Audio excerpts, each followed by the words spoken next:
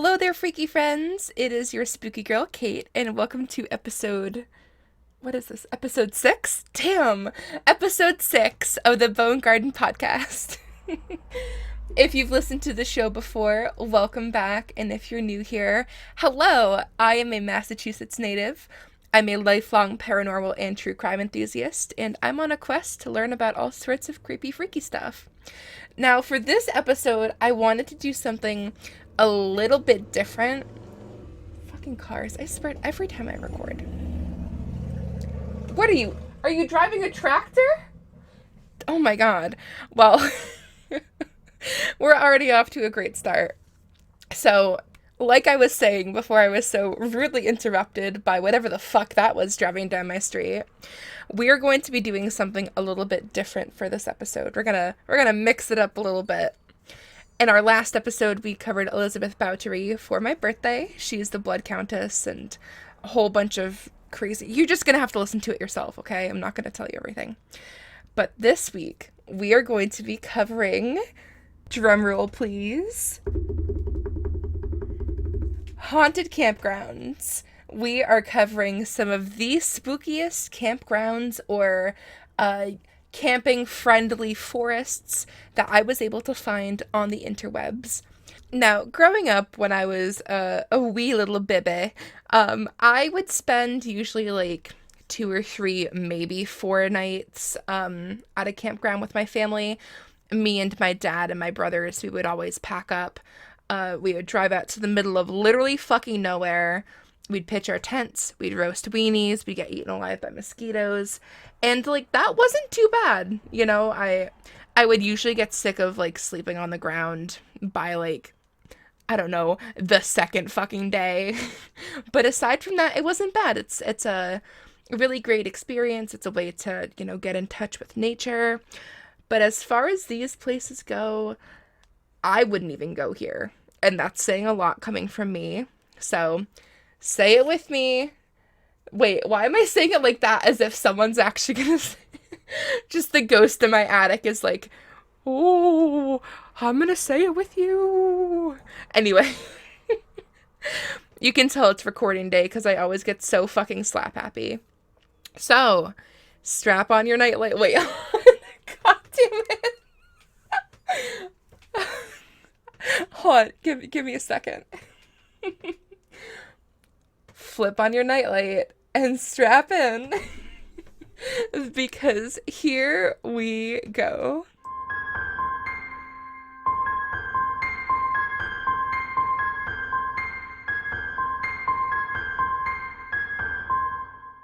So the first haunted campground. Oh my god. What's wrong with me today? Okay, you know what? It's fine. All right, let's fucking try that again.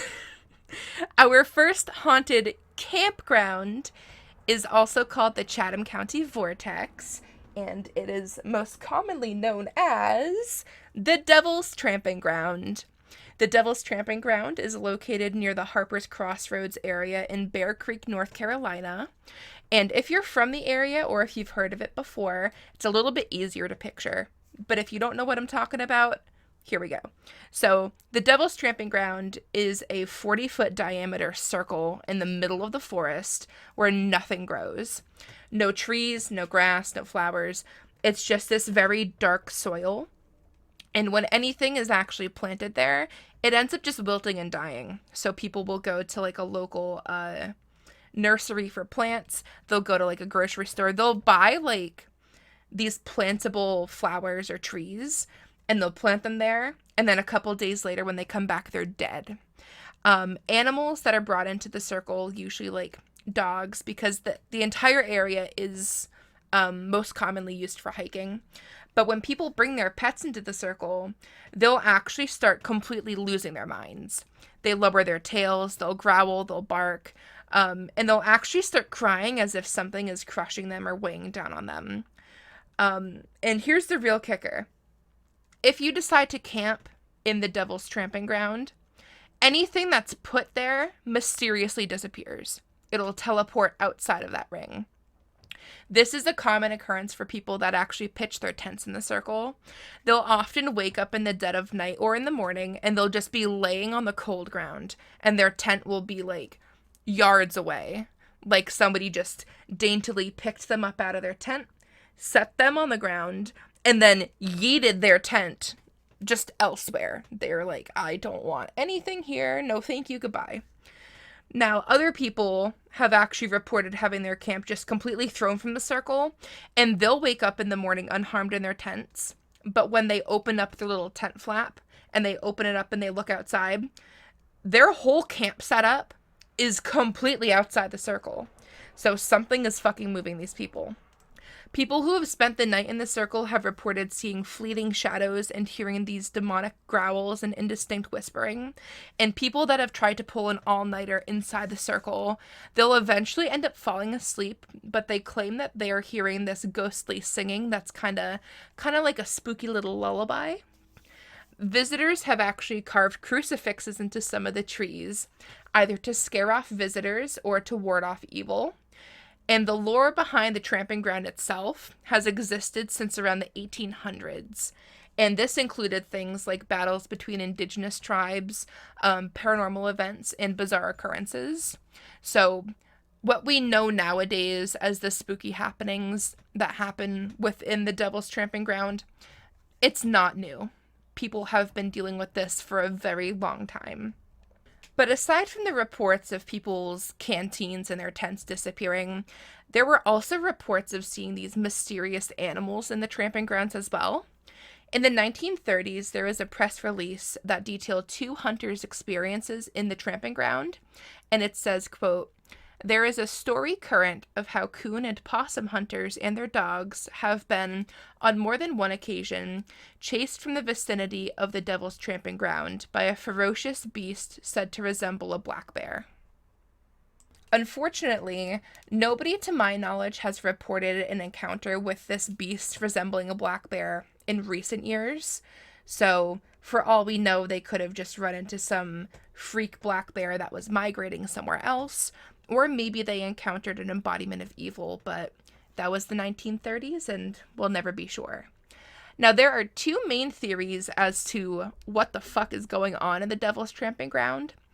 And the first one is pretty obvious. It's the devil. Local legend has it that when Lucifer was cast down from heaven, he landed in this forest where he paces the circle at night as he plots his revenge on humanity and their god. And while he's tramping around in this circle, his hooves are scorching the earth, and it's killing anything that has or potentially will grow there. The second theory about this mysterious circle in this forest is that it's actually a ceremonial circle. Locals believe that the area surrounding the barren circle was actually a meeting place for local indigenous tribes, and that people would often celebrate or perform ceremonies by dancing in this circle, which was worn into the earth over time. And as years have gone by, perhaps the spirits of these indigenous people have returned to dance in the circle. Slightly less paranormal note, agricultural scientists have actually conducted several soil studies on the Devil's Tramping Ground. These tests showed that the Tramping Ground has an unusually high salt content, effectively making the soil sterile. This would definitely explain why nothing will grow in the circle, but the bizarre occurrences like the strange behavior by animals, the whispering, and the random teleportation of items placed in the Devil's Tramping Ground are still a mystery to this day. The next haunted campground that I have for you is called the Big Moose Lake, and it's actually located in the Adirondack Mountains in upstate New York. Big Moose Lake is about 3 miles long and a mile wide, and it's about 70 feet deep at its deepest point. The lake itself stretches over more than 1,200 acres of land. This lake is home to tons of visitors who make the trek each year to go sailing, fishing, and swimming.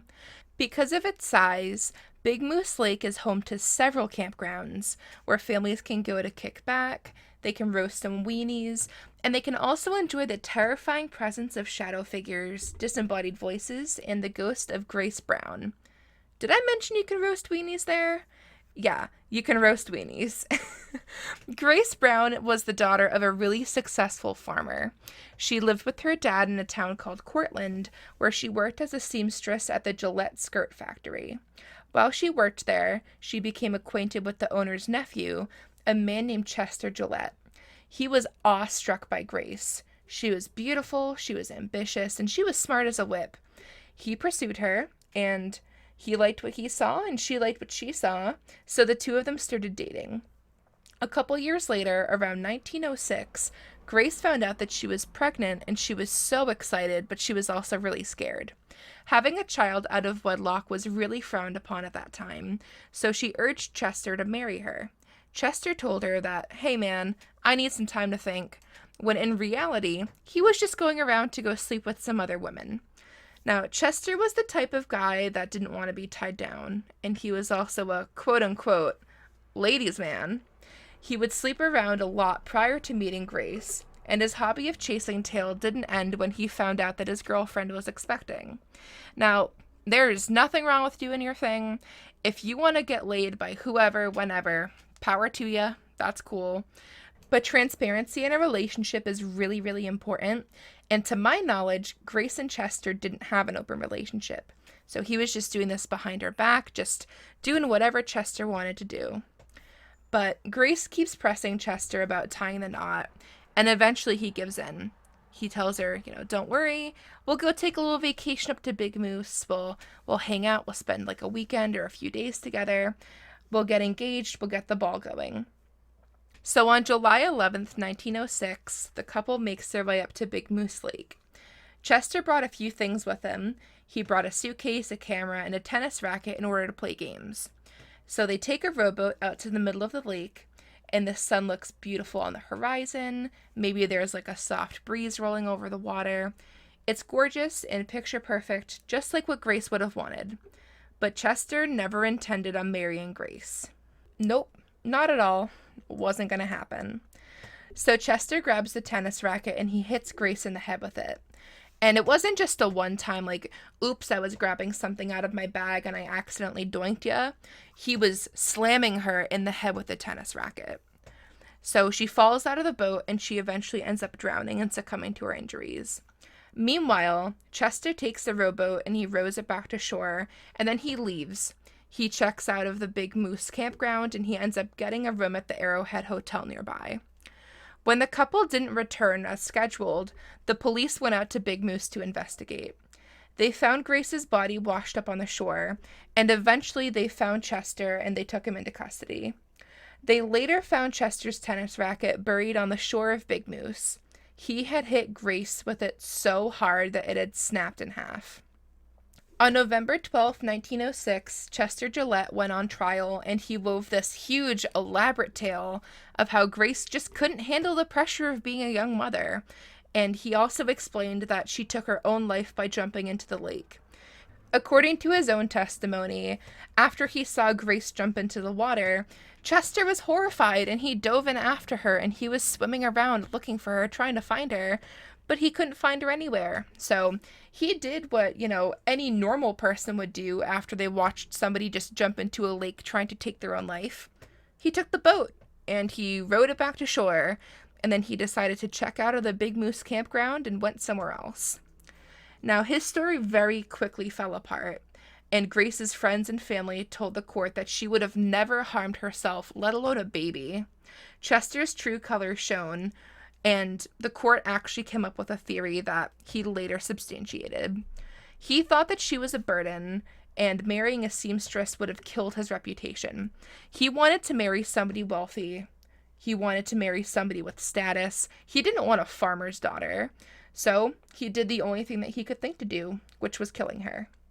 Chester Gillette was found guilty of the murder of Grace Brown, and on March 30th of 1908, he was sentenced to death by electrocution.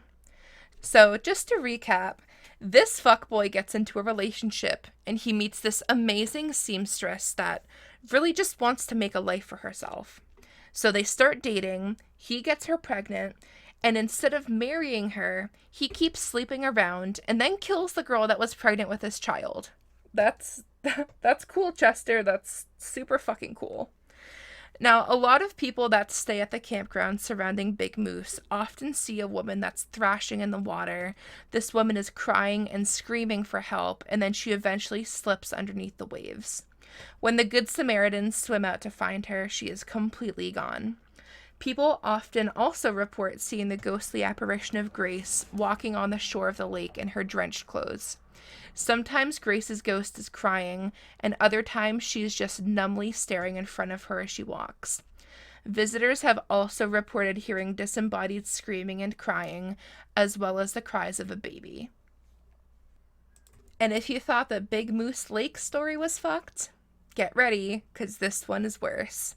The next campground that I have for you is called Braley Pond, and this is located in the George Washington National Forest in Virginia. The main story that surrounds Braley Pond is the murder of a man named Christopher Kennedy. Now, Christopher was a member of a local gang, but several of the other gang members were concerned that he would go to the police and rat them out. The gang, from what I gathered, consisted of 5 people. So there was Christopher Kennedy, Kenneth Jackson, Candace Knott, Kalani Noah, and Seth Kinsley.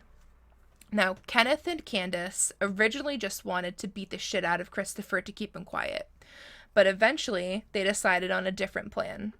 So May 22nd, 2003, Kenneth and Candace ordered Kalani and Seth to lure Christopher to Braley Pond. Once he was there, Kalani and Seth attacked him. According to newspaper clippings, Christopher knew that something was wrong from the very beginning of the meeting at the pond. Christopher started crying, and Seth went up to him to comfort him. He told him, "Hey man, everything's okay. We're just hanging out. Like, don't worry, you're fine." And so after that little interaction, Christopher's guard was let down. And when his guard was down, Seth snuck up behind him and slit his throat and then pushed him into the pond. But when Seth and Kalani tried to leave the location, they heard Christopher struggling in the water. They realized that they hadn't cut him deep enough, so the pair went back down to the pond. They dragged him out of the water, and they stabbed him 13 times in his chest and in his back. When they were sure that he was dead, they stole his wristwatch and his shirt, and then they dumped him back in the water. They brought the watch and the shirt back to the other members to prove that, hey, we killed Christopher Kennedy. So eventually things get tracked down. The police find out who was responsible for this, and the gang basically just went to court. So when they're in court, the gang falls apart. Kenneth told authorities that he had never wanted Christopher to die, and that Candace had made the entire plan herself. But according to everybody else's testimony, Kenneth Jackson did have a hand in the murder of Christopher Kennedy. So Kenneth is convicted of accessory to murder and conspiracy to commit murder. He was then sentenced to 22 years in prison. Now, I couldn't really find the specifics of what Candace Knott was convicted for, but she was the ringleader in all of this. According to her fellow gang members, Candace Knott was like the queen bee. What she said goes, and Kenneth Jackson was basically her right-hand man. But what I do know for certain was that Candace Knott was sentenced to 25 years in prison. Now, Kalani Noah was the most interesting person out of this little gang. Kalani actually ended up pleading guilty to first-degree murder, and then he worked with authorities to testify against the rest of the gang. And it seems like there was some sort of a plea deal involved for Kalani, because Kalani was only sentenced to 30 years in jail, which, yeah, 30 years does sound like a lot, but in my opinion, if you kill somebody, you should be locked up for the rest of your fucking life. Now, Seth Tinsley was a little bit off as far as testimony goes, because he completely opposed what Kalani was saying. So Tinsley testified that he was actually drunk on the night of Christopher's murder, and that he had never actually intended on killing him. He told the court, quote, "He was gonna get his ass whipped, and Noah told me that he could handle it. So I backed away, and the next thing you know, a lot more shit happened that wasn't supposed to happen that night." So Seth is basically saying, even though I literally slit this person's throat, I was drunk, I didn't have the wherewithal to know that it was wrong, and really, Kalani said that he would handle it, so I stepped back. So it's just a whole big mess of bullshittery, But you don't have to worry about him, because Seth Tinsley was also found guilty of first-degree murder, and he was sentenced to 25 years. Which is strange, because Kalani actually worked with authorities, and he got a longer sentence. I'm not really sure about all the specifics of this case, because I just very quickly touched on it. But I do have the newspaper clippings and all of that good stuff, so I will definitely include those on my social media so you can take a look for yourself. Now, several paranormal investigation teams have visited Braley Pond, and they've reported an overwhelming feeling of heaviness, which is totally understandable.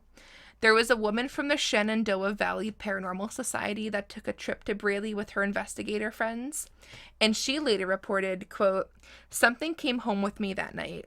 I was basically haunted, and it went on for weeks and months at a time."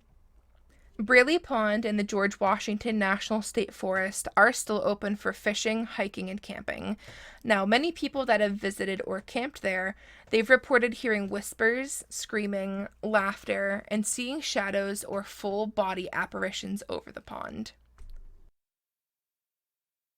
The next campground that we're going to touch on is the Holcomb Valley Campground, and that is located in the San Bernardino National Forest, about 5 miles north of Big Bear Lake. Now, the Holcomb Valley was originally the location of Belleville, which was a mining town back in the 1800s. It was home to miners that were seeking a better life for themselves, as the Holcomb Valley was home to a ton of gold. Aside from the miners, though, there were also thieves that lived there that were just trying to make a quick buck. People were constantly being killed, either in fights or by hangings. Back in the day, people were hanged from trees, and the people of Belleville would use the same tree for every single hanging. There was also a small cemetery that was located in Belleville. The remains of Belleville, including the hanging tree and some of the headstones, are still standing to this day. The remains of Belleville aren't far from the Holcomb Valley Campground, and if you are going to visit the tree and the gravestones, just remember to be respectful. People that have camped at the Holcomb Valley Campground have reported seeing ghost orbs that float in and around the trees, especially at the Belleville hanging tree. People have also reported hearing whispering, mumbling, parts of conversations, and blood-curdling screams at night. And the final haunted campground that we're going to be touching on today is called the Holy Ghost Campground. The Holy Ghost Campground is located about 14 miles outside of Santa Fe, New Mexico. Back in 1680, the Pueblo natives actually revolted against the Spanish, and they killed and drove out almost every single person, except for one priest. This priest stayed, and he would continue to walk the land and work on his sacred mission of converting people to Christianity. But after experiencing years and years of torture, slavery, and killings, the Pueblo people were pissed to see that he was still there. They captured the priest, and they ultimately killed him. The spirit of the priest still walks the grounds, mumbling prayers as if he is still on his mission. People are constantly reporting seeing figures standing or walking through the tree line, and they speculate that it's either the spirit of the priest or the spirits of the Pueblo people still protecting their land. People also report hearing chanting, disembodied voices, and singing. And people have also reported on their way in and out of the campground being pulled over by a state trooper on the access road, only for the policeman and his vehicle to suddenly disappear into thin air. Some of these accounts have also mentioned having full-blown conversations with these policemen, and then when the people turn and they either look out their window or they look in their rearview mirror, that officer is completely gone.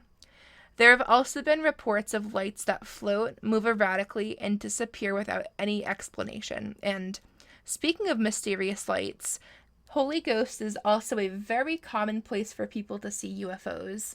People have reported either sitting in their tents or just driving up and down the access road, and they'll watch these strange arrangements of light suddenly appear in the air, and they'll move around almost like they're dancing or flying, and then they'll just completely disappear.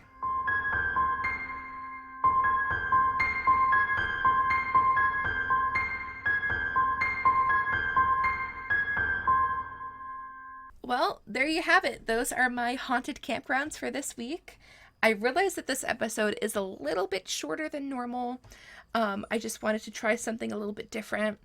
If you have any recommendations for haunted campgrounds, I would love to do a part 2 to this. Hopefully the next one will be a little bit longer. If you have any recommendations for future episodes just in general, feel free to reach out to me. I will leave all of my social media information in the episode description below. As always, I'd love to give a very special thank you to my dear friend Pippin. Pippin is the artist that did the cover art for my podcast. If you or somebody that you know would be interested in getting an art commission done, please feel free to reach out to them. Their Twitter information is at ARCHERKASAI. They are a wonderful, incredibly talented artist, and I always try to promote them whenever I can. As far as next week's episode goes, I am still considering it. It's definitely going to be something a little bit murdery, a little bit creepy. So I've got a couple ideas rummaging around the old noggin.